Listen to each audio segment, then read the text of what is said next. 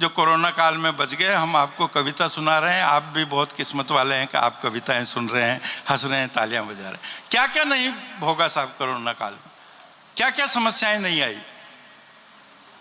हर किसी के परिवार में, नजदीकी रिश्तेदार में, किसी का मित्र, किसी ने कुछ न कुछ खोया है साहब। और इस कोरोना काल से पहले मैं ज्योतिष विद्या पर बहुत विश्वास करता था, एस्ट्रोलॉजी पे बड़ा बिलीव था, लेकिन कोरोना के बाद मेरा विश्वास उठ गया वहाँ से। उसका कारण ये रहा साहब कि आप थोड़ा सा पीछे जाइए तो उस समय पूरा विश्व, पूरा देश कर क्या रहा था? केवल 4 काम। एक तो खाना पीना, नित्य कर्म, और या तो टीवी देख रहा था पड़ा पड़ा, या नेट चला रहा था। इसके अलावा कोई काम नहीं था। कर्फ्यू लगा हुआ पूरे शहरों में। मैं भी टीवी देख रहा था 9:30 बजे सुबह। अब उसमें एक पंडित जी आ रहे, वो भविष्य फल बता रहे। मेरा ही भविष्य फल आ रहा, मैं रुक गया। मैंने कहा देखते हैं अपने भविष्य में क्या है।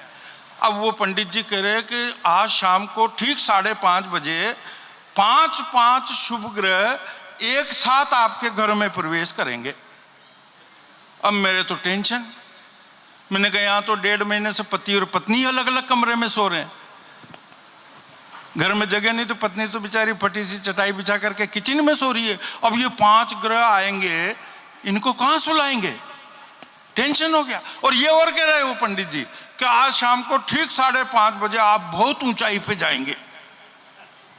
अब और टेंशन। मैंने कहा यार फ्लाइट बंद, ट्रेनें बंद, बसें बंद, खुद की कार छोड़ो, मोटरसाइकिल छोड़ो, पैदल नहीं निकल सकते। अब ऊंचाई पे कैसे जाएंगे? काहे से जाएंगे? कहाँ जाएंगे? टेंशन। उधर खिड़की में से मेन रोड की तरफ देखो तो केवल एक गाड़ी नजर आए, बस वो लाल बत्ती की एम्बुलेंस। उसको देख करके वो टेंशन। अरे मैंने कहा ये तो बहुत ऊंचाई पे ले जाती है, और ये तो ले ही जाती है फिर वापस थोड़ी लाती है। अभी तक जिसको लेगी उसको वापस ही नहीं लाई। अब यहाँ न तो नाश्ता किया न खाना पाया, मैं तो बस पड़ा वो दीवार घड़ी की तरफ देखूं। 4, 4:30, 4:45, 5, 5:15। जैसे ही काटा 5:30 पे पहुंचा। पंडित जी की आधी बात तो सच हुई साहब। एकदम झल्लाती हुई, बड़बड़ाती हुई धर्मपत्नी आए, फटाक से दरवाजा खोल के बोले दिन भर से पड़े टीवी देख रहे हो और आम आदमी पार्टी का चुनाव चिन्ह मेरे हाथ में पकड़ा दिया। बोले छत पे जाओ और जाकर के झाड़ू निकाल करके आओ। अरे मैंने कहा आगे ऊंचाई पे। आज जिंदगी में पहली बार आए इतनी ऊंचाई पे तो। और वो पंडित जी ये और डरा रहे साहब। 3 ग्रहण पड़े थे उस लॉकडाउन में, 2 चंद्र ग्रहण, 1 सूर्य ग्रहण। अब पंडित जी कह रहे ग्रहण पड़ेगा, बाहर मत निकलना, बाजार में मत जाना, छत पे मत जाना। वहाँ एक दूसरे के कमरे में नहीं जा रहे। अब कौन छत पे जा रहा है, कौन बाजार में जा रहा है? ग्रहण 4 होते हैं साहब। आपने अभी तक 2 ही ग्रहणों के बारे में जानकारी होगी, चंद्र ग्रहण और सूर्य ग्रहण। 4 ग्रहण होते हैं। राजनीति के कुछ लोग भी यहाँ बैठे हुए हैं। मैं चारों ग्रहण आपको बताता हूँ एक छंद के माध्यम से, सुनिए। कि सूरज पे लगता है ग्रहण तो कुछ देर दिन में ही घोर अंधियारा बढ़ जाता है।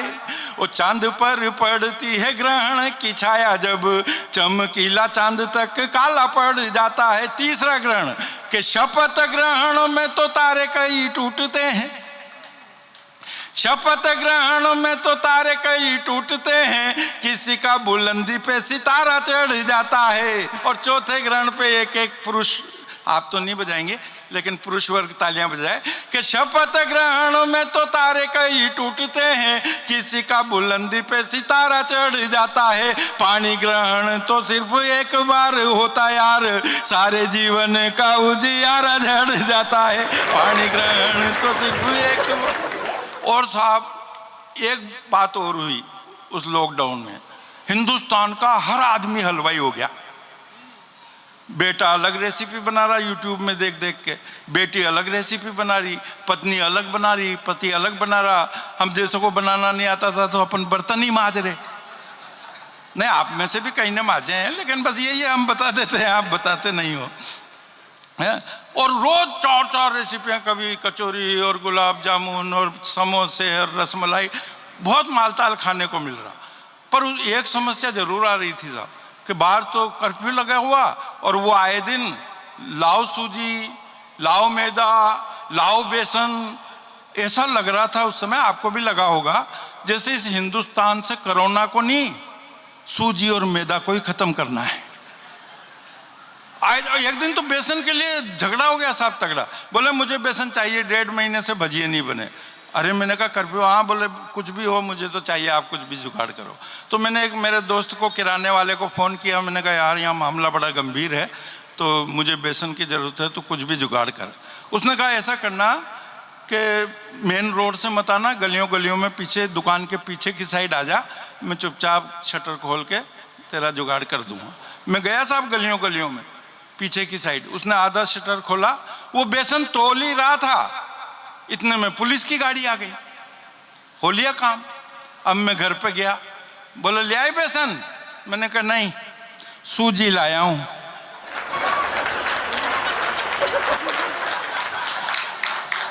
जिसके समझ में आ जाए वो बजा दो। 8 दिन बाद फिर लाओ बेसन, लाओ मैदा, लाओ सूजी। मैंने उस दुकानदार को फोन किया, मैंने कहा यार सूजी पड़ी है क्या? बोले तू जिस दिन बेसन लेने आया था ना, उसी दिन से सूजी पड़ी है।